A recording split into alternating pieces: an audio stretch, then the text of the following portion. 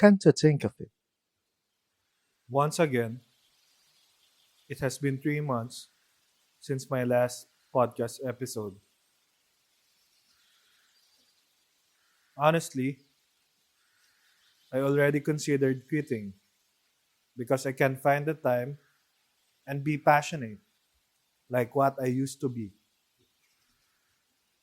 The last episode was so heavy emotionally, and when it come to my attention that I was vibrating badly, I really considered quitting.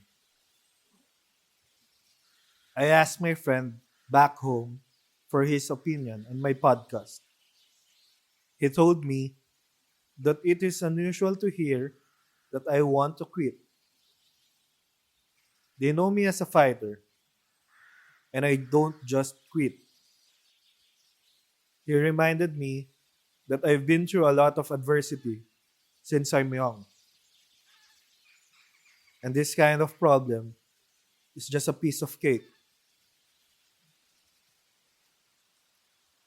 I did not disclose to my friend what adversity I've been dealing with in the first month of the year alone. So it came to my senses that I need to continue what I had started. After all, this is supposed to be a creative outlet to express and to balance out the anxiety of being away from the motherland and the conformity of being surrounded with friends. So here we are on our 10th episode. Thank you for the continued support, kaCantothinkers. Pasiba to my Russian friends who are listening. Bolshoye, spasibo. I am lucky and privileged to be given a chance to work and to have connections from different parts of the world. I'm privileged to travel to different rural areas in my own country and learn from the locals. I am aware that everyone doesn't have these privileges. Some, for instance, can't even go back to their provinces to have a vacation. With these experiences comes wisdom from every interaction from each and everyone I met. Wisdom that I use to react to every situation and adversities that comes up in my life. Come to think of it, why it is hard to build and maintain good connections and relationships in today's age, where technology makes communication so accessible. I've reached the age that it is already hard to build new connections, setting aside the fact that I am living in a foreign land.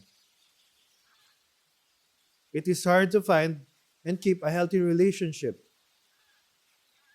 Most of the time, our digital devices steal our attention, and we have less time and skills for building healthy connections. Personally, my goal is to find people that will not just make me feel good and less lonely, but people who will be instrumental for the betterment of my well being. One morning last week, when I was on the subway going to work, I heard a casual conversation from a group of friends that in order to build a strong connection with others, we need to be strongly connected with ourselves. Upon hearing that, I reflected and zoned in to self check. With all the challenges and uncertainties I've been facing the past months, I think I am still well connected with myself. I try to be more grounded and honest with my mistakes and weaknesses. I truly learned how to embrace it. Perhaps this is one of the perks of living alone. While exiting the turnstile, I came to a conclusion that maybe I just need to focus on what's on my plate right now, and right people will come on the right time. One of the lessons that the previous COVID-19 pandemic taught me is that we are where we are supposed to be at this very moment. Let us be grateful to the opportunities that are in front of us. Opportunity to live and make our lives better each day. Wishful thinking, I hope to build more connections with this podcast and all my creative platforms, not just for business, but to be a beacon of hope, to choose life every damn time. Padayon.